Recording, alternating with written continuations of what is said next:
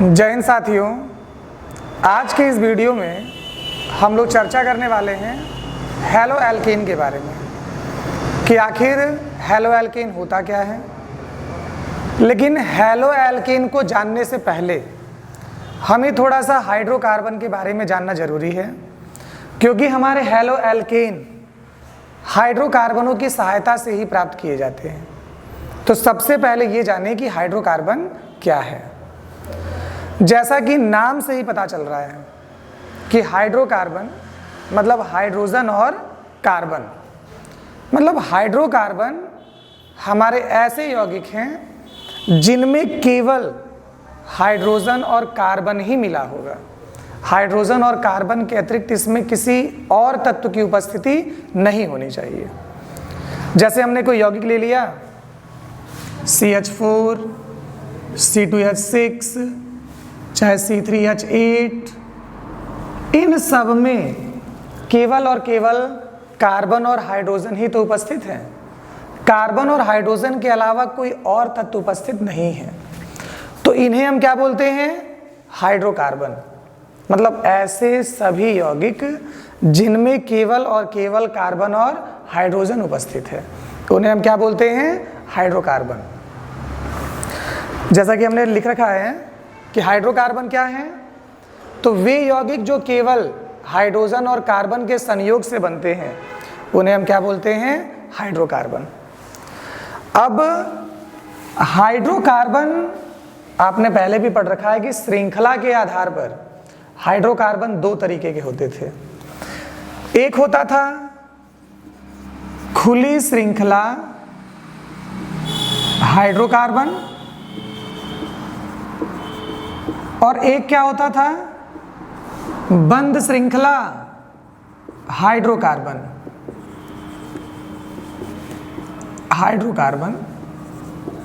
अब अगर हम बात करें कि भाई खुली श्रृंखला हाइड्रोकार्बन क्या है, तो अगर हमारे कार्बन परमाणु संयुक्त होकर किसी खुली श्रृंखला का निर्माण कर रहे हैं, मतलब कोई क्लोज स्ट्रक्चर, मतलब कोई बंद संरचना नहीं बन रही है, तो इन्हें हम कहते हैं खुली श्रृंखला हाइड्रोकार्बन, या फिर इन्हीं को बोलते हैं एलिफैटिक हाइड्रोकार्बन। एलिफैटिक हाइड्रोकार्बन, बंद श्रृंखला हाइड्रोकार्बन, तो अगर हमारे कार्बन परमाणु संयुक्त होकर किसी बंद श्रृंखला का निर्माण कर रहे हैं, जैसे ये बंद संरचना हमें मिल गई, बेंजीन है, अगर किसी बंद श्रृंखला का निर्माण कर रहे हैं तो इसे हम कहते हैं बंद श्रृंखला हाइड्रोकार्बन, या इसी को हम कहते हैं चक्रीय हाइड्रोकार्बन। कंफर्म है कि हाइड्रोकार्बन श्रृंखला के आधार पे दो तरीके के, एक खुली श्रृंखला हाइड्रोकार्बन, एक बंद श्रृंखला हाइड्रोकार्बन। अगर खुली श्रृंखला में ये जुड़ रहे हैं तो खुली श्रृंखला हाइड्रोकार्बन, और अगर किसी बंद संरचना का निर्माण कर रहे हैं तो चक्रीय या फिर बंद श्रृंखला हाइड्रोकार्बन। कंफर्म? अब अगर हम किसी खुली श्रृंखला हाइड्रोकार्बन से, मतलब एलिफैटिक हाइड्रोकार्बन से, किसी हाइड्रोजन परमाणु का विस्थापन किसी हैलोजन के द्वारा कर दें, हैलोजन मतलब वर्ग 17 के तत्व। वर्ग 17 के मुख्यतः कौन से तत्व? तो ब्रोमीन, क्लोरीन, फ्लोरीन, आयोडीन, इन तत्वों की बात की जा रही है कि कौन? ब्रोमीन, क्लोरीन, फ्लोरीन और आयोडीन। अगर इनके द्वारा हम किसी हाइड्रोजन परमाणु का खुली श्रृंखला हाइड्रोकार्बन में से प्रतिस्थापन करेंगे तो हमें मिलने वाला यौगिक क्या होगा? Haloalkane. क्या होगा? Haloalkane. और अगर किसी बंद श्रृंखला हाइड्रोकार्बन में से हाइड्रोजन परमाणु का विस्थापन हैलोजन के द्वारा, हैलोजन मतलब वही भाई ब्रोमीन, क्लोरीन, फ्लोरीन, आयोडीन, इनके द्वारा कर दें तो इन्हें हम कहते हैं हैलो एरीन। कंफर्म कि अगर खुली श्रृंखला हाइड्रोकार्बन से हाइड्रोजन परमाणु का प्रतिस्थापन हैलोजन द्वारा करेंगे तो ये हैलो एल्केन, और बंद श्रृंखला हाइड्रोकार्बन से हाइड्रोजन परमाणु का प्रतिस्थापन हैलोजन द्वारा करेंगे तो हैलो एरीन। कंफर्म? तो अभी तो फिलहाल हमें चर्चा करनी है केवल हैलो एल्केन पर कि हैलो एल्केन क्या है। तो जैसा कि अभी हमने बताया कि अगर हम किसी एलिफैटिक हाइड्रोकार्बन के हाइड्रोजन परमाणु को हैलोजन परमाणु द्वारा प्रतिस्थापित करेंगे तो बनने वाला यौगिक क्या कहलाएगा? Hello alkene. एग्जाम्पल के तौर पे हमने बोल दिया CH3Cl, C2H5Cl। मतलब अगर हम एल्केन की बात करते तो एल्केन होता CH4। हमने इसके एक हाइड्रोजन का प्रतिस्थापन किसके द्वारा किया है? क्लोरीन के द्वारा। वैसे हमारा हैलो एल्केन क्या होता है? C2H6। इसमें भी तो हाइड्रोजन परमाणु को हमने क्लोरीन के द्वारा प्रतिस्थापित किया है। तो ये क्या है हमारे? Haloalkane. कंफर्म? अब बात आती है हैलो एल्केनों के वर्गीकरण की कि भाई हैलो एल्केनों का वर्गीकरण हम कैसे करेंगे। तो हैलो एल्केनों का वर्गीकरण हम दो आधार पे करते हैं। एक हम करते हैं हैलोजन परमाणुओं की संख्या के आधार पे और दूसरा करते हैं हैलोजन परमाणु युक्त कार्बन परमाणु की प्रकृति के आधार पे। अब पहली बात हमने कही कि हैलोजन परमाणुओं की संख्या के आधार पे, मतलब कितने हैलोजन परमाणु आप जोड़ रहे हैं। अगर हम हमारे हैलो एल्केन से, मतलब किसी एल्केन से एक हाइड्रोजन परमाणु को हैलोजन परमाणु द्वारा प्रतिस्थापित करेंगे तो ये हमारा मोनो हैलो एल्केन। भाई संख्या को दर्शाने के लिए, एक संख्या को दर्शाने के लिए मोनो, दो को दर्शाने के लिए डाई, तीन को दर्शाने के लिए ट्राई, चार को दर्शाने के लिए टेट्रा, इनका इस्तेमाल करते थे ना। तो वही हम कह रहे हैं कि अगर हम किसी एल्केन से एक हाइड्रोजन परमाणु को हैलोजन के द्वारा प्रतिस्थापित करेंगे तो ये मोनो हैलो एल्केन। अगर दो हाइड्रोजन परमाणुओं को हैलोजन द्वारा प्रतिस्थापित करेंगे तो डाई हैलो एल्केन। तीन हाइड्रोजन परमाणुओं को अगर हम हैलोजन परमाणुओं के द्वारा प्रतिस्थापित करेंगे तो ट्राई हैलो एल्केन। मतलब जैसे जैसे आप हैलोजनों की संख्या बढ़ाते जाएंगे वैसे वैसे mono, di, tri, tetra haloalkane आपको मिलते जाएंगे। कंफर्म है? ये तो हैलोजन परमाणुओं की संख्या के आधार पर। अब दूसरा है हैलोजन परमाणु युक्त कार्बन परमाणु की प्रकृति के आधार पे, मतलब हैलोजन जिस कार्बन से जुड़ रहा है उस कार्बन की प्रकृति के आधार पे। तो वैसे कार्बन हमारे पास होते कितने प्रकार के हैं? तीन प्रकार के। पहला होता है प्राथमिक कार्बन। प्राथमिक कार्बन को एक अंश कार्बन भी तो कहते हैं। दूसरा हमारा द्वितीयक कार्बन। अरे भाई द्वितीयक कार्बन को दो अंश कार्बन भी कहते हैं। तीसरा हमारा तृतीयक कार्बन। तृतीयक कार्बन को हम तीन अंश कार्बन भी तो कहते हैं। अब ये हमारे प्राथमिक, द्वितीयक, तृतीयक कार्बन क्या है? तो अगर हमारे पास कोई कार्बन परमाणु है और इस कार्बन परमाणु की एक वैलेंसी किसी दूसरे कार्बन परमाणु से संतुष्ट हो रही है, इस कार्बन की एक वैलेंसी किसी दूसरे कार्बन से संतुष्ट हो रही है, तो इस कार्बन को हम क्या बोलते हैं? एक अंश कार्बन। मतलब ऐसा कार्बन जिसकी कोई एक वैलेंसी दूसरे कार्बन से पूरी हो रही है, ये हमारा एक अंश कार्बन। दो अंश कार्बन, अगर किसी कार्बन की दो वैलेंसियां किसी दूसरे कार्बन से पूरी हो रही हैं, अगर किसी कार्बन की दो वैलेंसियां दूसरे कार्बन परमाणुओं से संतुष्ट हो रही हैं, तो ये हमारा दो अंश कार्बन। और अगर किसी कार्बन की तीन वैलेंसियां किसी अन्य कार्बन से पूरी हो रही है, तो ये हमारा 3 अंश कार्बन। कंफर्म कि अगर किसी कार्बन की एक वैलेंसी दूसरे कार्बन से पूरी हो रही है 1 अंश कार्बन, कार्बन की 2 वैलेंसियां अन्य कार्बनों से संतुष्ट हो रही हैं तो 2 अंश कार्बन, और किसी कार्बन की 3 वैलेंसियां किसी दूसरे कार्बन से संतुष्ट हो रही हैं तो 3 अंश कार्बन। अब अगर हम प्राथमिक कार्बन के साथ हैलोजन को जोड़ दें, तो अभी हमने कहा था ना कि अगर किसी खुली श्रृंखला हाइड्रोकार्बन के साथ हैलोजन जुड़ गया तो ये हमारा हैलो एल्केन। तो अगर हम किसी 1 अंश कार्बन के साथ हैलोजन जोड़ दें तो ये हमारा प्राथमिक हैलो एल्केन।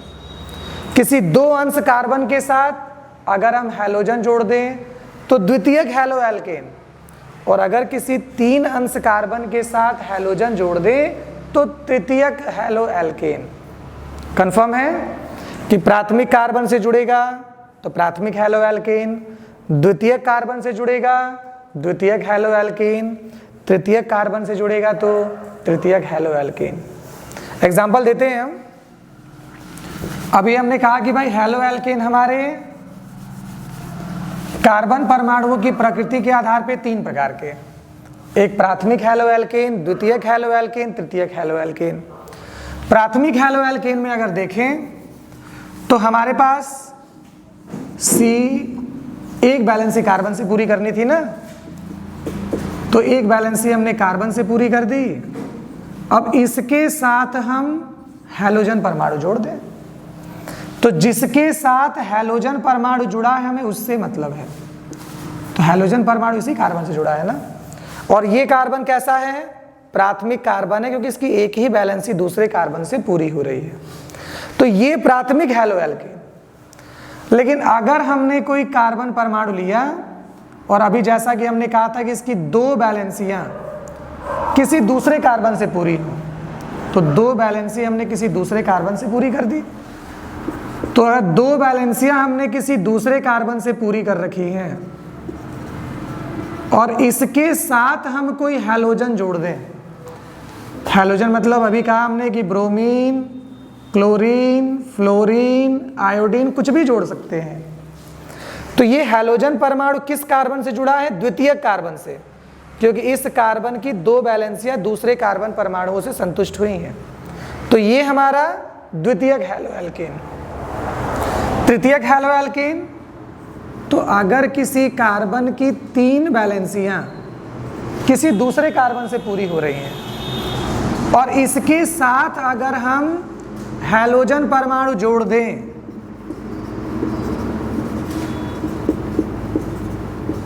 इसके साथ हम हैलोजन परमाणु जोड़ दें, तो जिस कार्बन के साथ हैलोजन परमाणु जुड़ा है उसकी 3 बैलेंसियां अन्य कार्बनों से पूरी हो रही हैं, मतलब ये 3 अंश कार्बन है, तो इसके साथ अगर हम हैलोजन जोड़ेंगे तो ये हमारा तृतीयक हैलो एल्केन। कंफर्म कि अगर हमारा हैलोजन परमाणु प्राथमिक कार्बन से जुड़ा है तो प्राथमिक हैलो एल्केन, अगर हमारा हैलोजन परमाणु द्वितीयक कार्बन से जुड़ा है तो द्वितीयक हैलो एल्केन, अगर हमारा कार्बन परमाणु तृतीयक कार्बन से जुड़ा है तो इसे हम क्या बोलेंगे, तृतीयक हैलो एल्केन। कंफर्म है, ये हमारा हैलो एल्केन और हैलो एल्केनों का वर्गीकरण। अब हम चर्चा करते हैं हैलो एल्केनों के नामकरण पे। तो जैसा कि आप लोग पहले भी जानते हैं कि हमारे पास नामकरण की 2 पद्धतियां हैं, एक साधारण पद्धति और दूसरी IUPAC पद्धति। साधारण पद्धति की बात करें तो साधारण पद्धति में हमारे हैलो एल्केनों का नाम एल्किल हैलाइड, क्या है, एल्किल हैलाइड के अनुसार करते हैं। और IUPAC पद्धति, तो IUPAC पद्धति में इनका नामकरण हैलो एल्केन के अनुसार करते हैं, मतलब जनरल नाम इनके हैं।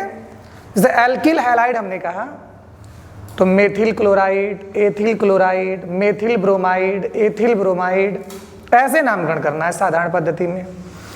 IUPAC पद्धति में हमने हैलो एल्केन कहा, मतलब क्लोरोएथेन, क्लोरोमेथेन, इस प्रकार से नामकरण करना है। जैसे अगर हमें दिया गया CH3Cl। हम पहले इसका साधारण नाम लिखे। हमने साधारण नाम में क्या कहा? एल्किल हैलाइड, मतलब एल्किल समूह पहले, हैलोजन बाद में। एल्किल समूह क्या है भाई? इसमें एक ही तो कार्बन है। एक कार्बन पे कौन सा समूह? मेथिल समूह। और हैलोजन कौन सा है? क्लोरीन। तो क्लोरीन को क्या लिखेंगे? क्लोराइड। अगर आप बात करें IUPAC पद्धति की, तो IUPAC पद्धति में हमने कहा हैलो एल्केन, मतलब हैलोजन पहले एल्केन बाद में। हैलोजन कौन था? क्लोरीन। तो क्या लिखेंगे? क्लोरो। और एल्किल समूह क्या था हमारा? मेथिल ना, तो जाएगा क्लोरोमेथेन। समझ में आ रहा है कुछ? अच्छा, अगर हम ये ले लें C2H5Cl, तो क्या करेंगे? अगर साधारण नाम की बात करें तो अब तो समझ में आ गया है, बताइए। साधारण नाम एल्किल हैलाइड था ना, एल्किल समूह पहले। एल्किल समूह हमारा कार्बन 2 है। अब एल्किल समूह क्या हो गया? एथिल समूह। तो क्या हो जाएगा? एथिल। और हैलोजन कौन है? क्लोरीन। तो क्लोराइड। अब ऐसे ही IUPAC पद्धति में आ जाएं, तो IUPAC पद्धति में क्या लिखेंगे भाई? IUPAC पद्धति में हैलो एल्केन था ना, मतलब हैलोजन पहले एल्केन बाद में। तो हैलोजन तो क्लोरीन है, तो क्या हो गया? क्लोरो। और एल्किल समूह कार्बन 2 पे क्या हुआ? एथिल। तो क्या हो जाएगा? एथेन।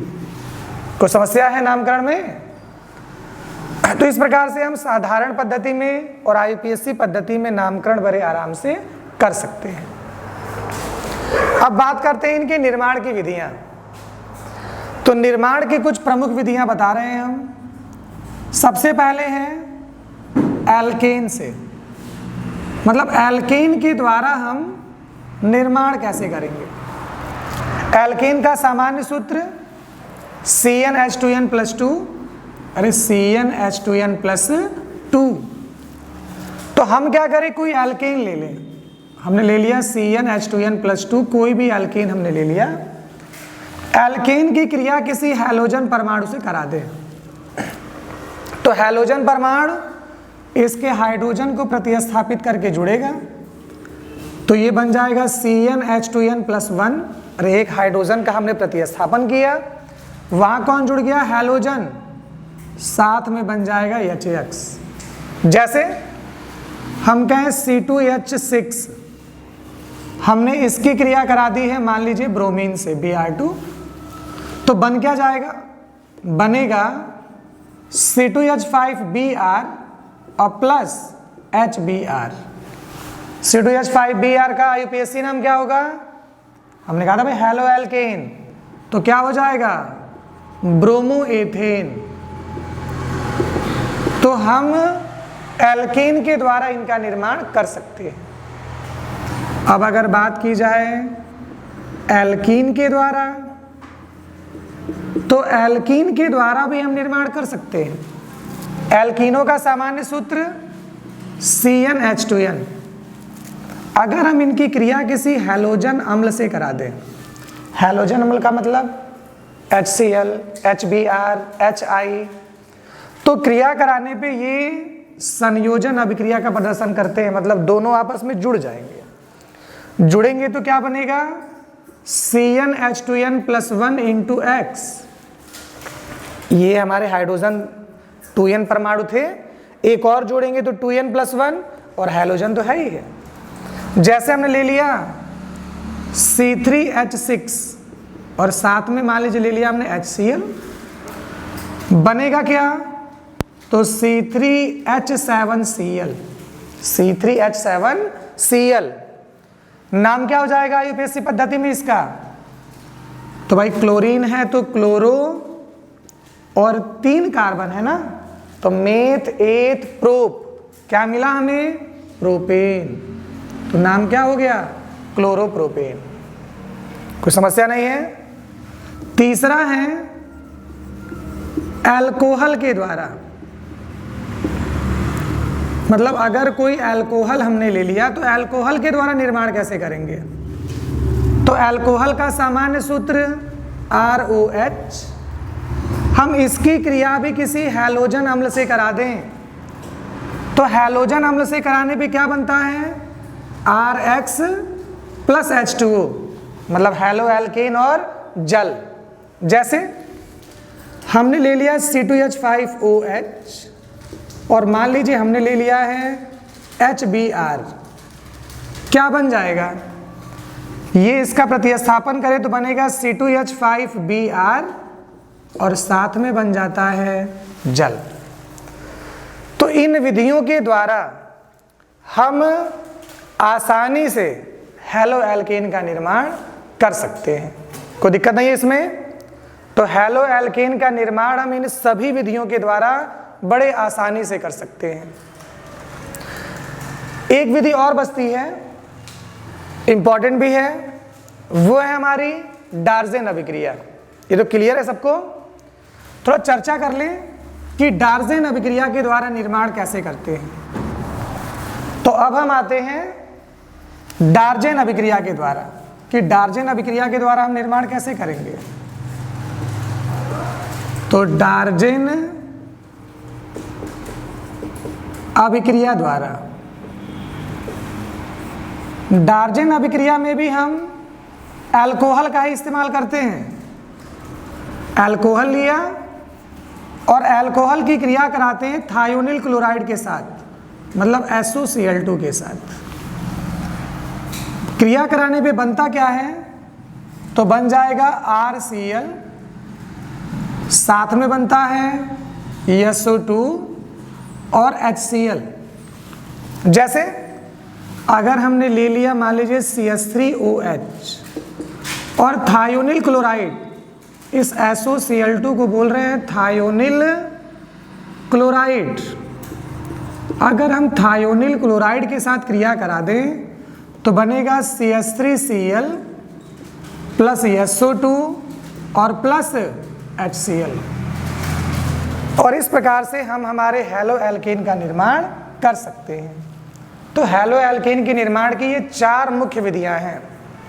पहला एल्केन से, दूसरा एल्कीन से, तीसरा अल्कोहल से और चौथा डार्जेन अभिक्रिया से। किसी को कोई कंफ्यूजन है? अब हम लोग चर्चा करते हैं हैलो एल्केनों के भौतिक और रासायनिक गुणधर्म पर। सबसे पहले देखें हैलो एल्केनों के भौतिक गुणधर्म क्या है। हमारे जो हैलो एल्केन हैं इनमें 3 सदस्य CH3Cl, CH3Br, C2H5Cl। नाम तो सबको मालूम होगा, नाम क्या है? Chloromethane, bromomethane, chloroethane. ये 3 सदस्य ऐसे हैं जो गैसीय अवस्था में पाए जाते हैं, मतलब ये 3 सदस्य क्या है? हमारे गैस है। बाकी के C18 तक के, मतलब कार्बन की संख्या 18 तक पहुंच जाए तो C18 तक के सभी सदस्य द्रव हैं। और अगर बात करें C18 से ऊपर के, मतलब कार्बन परमाणुओं की संख्या अगर 18 से ज्यादा हो रही है तो C18 से ऊपर के जितने भी सदस्य हैं सभी के सभी रंगहीन ठोस हैं। कंफर्म? कि अगर हम बात करें पहले गुणधर्म की, भौतिक गुणधर्म की, तो CH3Cl, CH3Br, C2H5Cl, ये 3 सदस्य ऐसे हैं जो गैस हैं। इनके अलावा कार्बन 18 तक के सभी सदस्य द्रव हैं और कार्बन 18 से ऊपर के सभी सदस्य रंगहीन ठोस हैं। कंफर्म? ये पहला भौतिक गुणधर्म है। दूसरा कि समान एल्किल समूह, मतलब अगर हमने कोई हैलो एल्केन लिया और सभी हैलो एल्केनों में हमारे एल्किल समूह समान है, मतलब अगर कोई एल्किल समूह हमने R ले लिया तो समान एल्किल समूह होने पर अगर हैलोजन परमाणुओं के परमाणु क्रमांक बढ़ेंगे तो इनके गलनांक और क्वथनांक भी बढ़ेंगे। जैसे सबसे पहला halogen bromine, chlorine, fluorine, iodine, ये परमाणु क्रमांक बढ़ते गए। तो हमने कहा कि परमाणु क्रमांक बढ़ेंगे तो गलनांक और क्वथनांक भी बढ़ेंगे। मतलब अगर हम बात करें एल्किल ब्रोमाइड, इसका गलनांक और क्वथनांक एल्किल क्लोराइड से कम है। फिर एल्किल क्लोराइड का गलनांक और क्वथनांक एल्किल फ्लोराइड से कम है। और फिर इसका आयोडाइड से कम है। तो ये अगर हम समान एल्किल समूह लेकर चल रहे हैं तो समान एल्किल समूह होने पर अगर हैलोजन परमाणुओं के परमाणु क्रमांक आप बढ़ाएंगे तो हैलोजन परमाणुओं के परमाणु क्रमांक बढ़ने पर इनके गलनांक और क्वथनांक क्या होंगे? बढ़ते चले जाएंगे। सेम यही चीज है। अच्छा, क्लियर नहीं है? फिर देख लीजिए भाई, हमारे हैलोजनों का बढ़ता हुआ क्रम क्या है? FCl Br I, ये तो हैलोजन परमाणुओं के परमाणु क्रमांक का बढ़ता हुआ क्रम है। हमने कहा कि अगर हमारे पास समान एल्किल समूह है, मतलब CH3 हमने एल्किल समूह ले लिया, इनके साथ अगर हम इन्हें जोड़े तो जैसे जैसे हैलोजन परमाणुओं का परमाणु क्रमांक बढ़ेगा वैसे वैसे गलनांक और क्वथनांक भी बढ़ते चले जाएंगे। अगर समान हमारे ये एल्किल समूह हमारे पास है, समान एल्किल समूह है, तो हैलोजन परमाणुओं के परमाणु क्रमांक बढ़ने के साथ साथ इनके गलनांक और क्वथनांक भी बढ़ते चले जाएंगे। तीसरा सेम ऐसे ही है, अगर हमारे पास समान हैलोजन परमाणु है, मतलब अगर हैलोजन परमाणु हमारे पास समान है, जैसे कोई हैलोजन परमाणु हमने ले लिया क्लोरीन, तो अगर अब एल्किल समूह में कार्बन परमाणुओं की संख्या बढ़ेगी तो इनके गलनांक और क्वथनांक भी बढ़ते चले जाएंगे। जैसे पहले कार्बन परमाणु 1 है तो गलनांक और क्वथनांक भी कम है। कार्बन परमाणु अगर 2 कर दें तो गलनांक क्वथनांक बढ़ेगा। कार्बन परमाणु अगर अब 3 कर दें तो भी गलनांक और क्वथनांक क्या होगा? बढ़ेगा।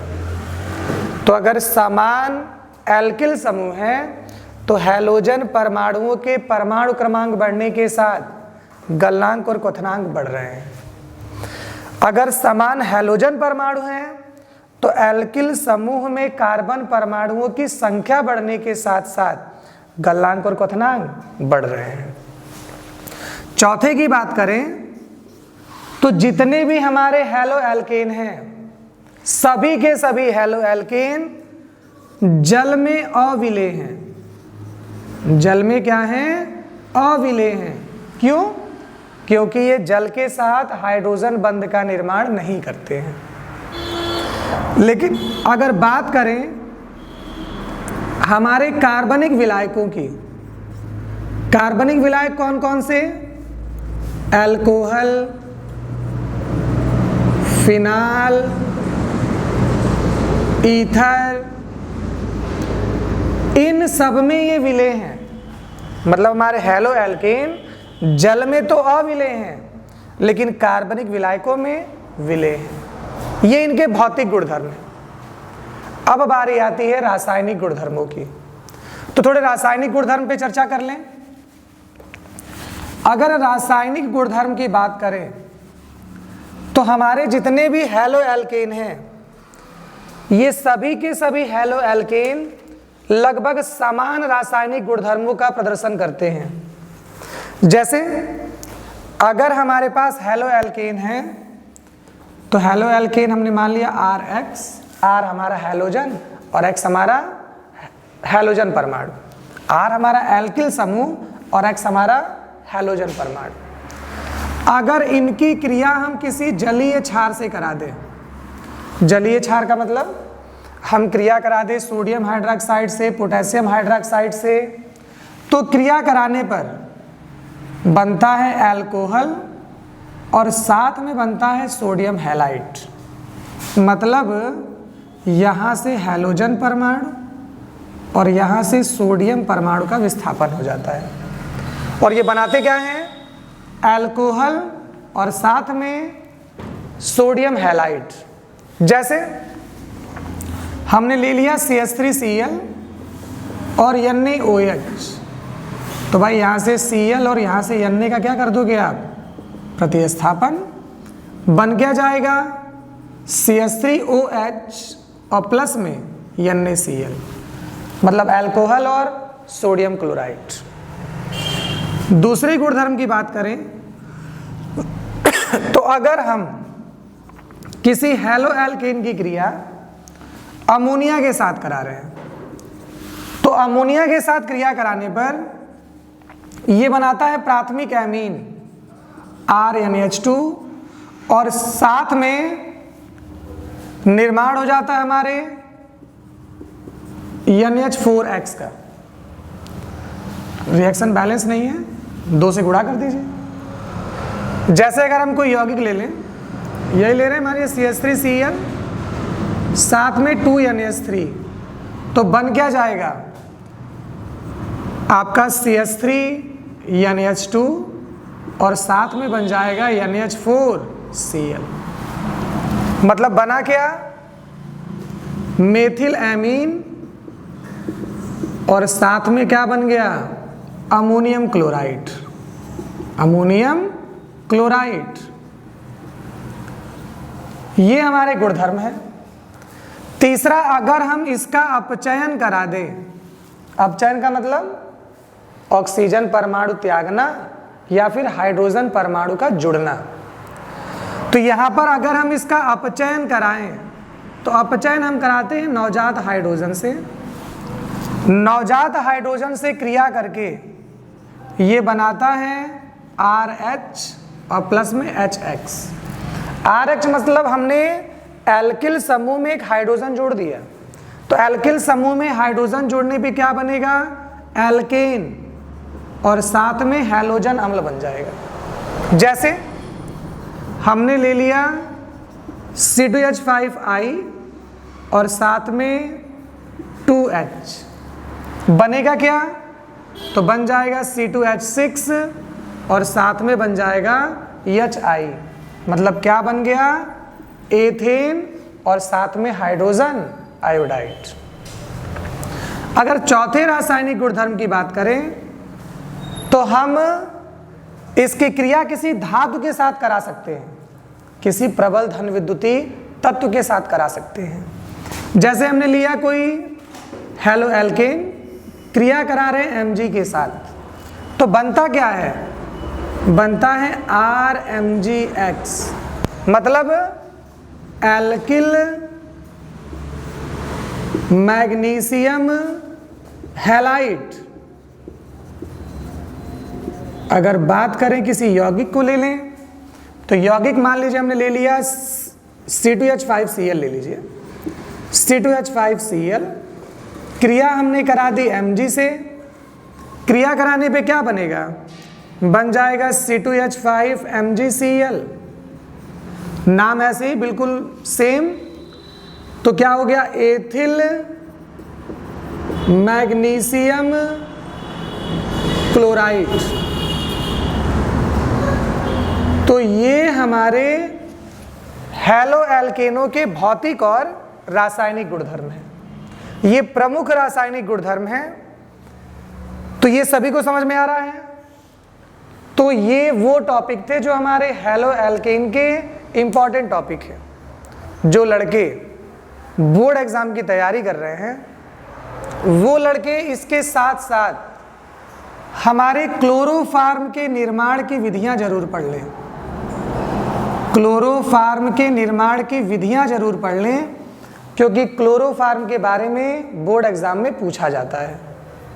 अगले वीडियो में हम लोग हैलो एरीन के बारे में चर्चा करेंगे कि हैलो एरीन क्या है और हैलो एरीन का वर्गीकरण कैसे हुआ, नामकरण कैसे करेंगे, उनके भौतिक और रासायनिक गुणधर्म क्या हैं। आशा करते हैं कि आप सभी को वीडियो पसंद आया होगा। ऐसे ही वीडियो देखने के लिए आप हमारे चैनल को सब्सक्राइब करें, ताकि ऐसे ही केमिस्ट्री से रिलेटेड वीडियो आपको मिलते रहें और आपके बोर्ड एग्ज़ाम की प्रिपरेशन अच्छे से चलती रहे। इसी के साथ जय हिंद।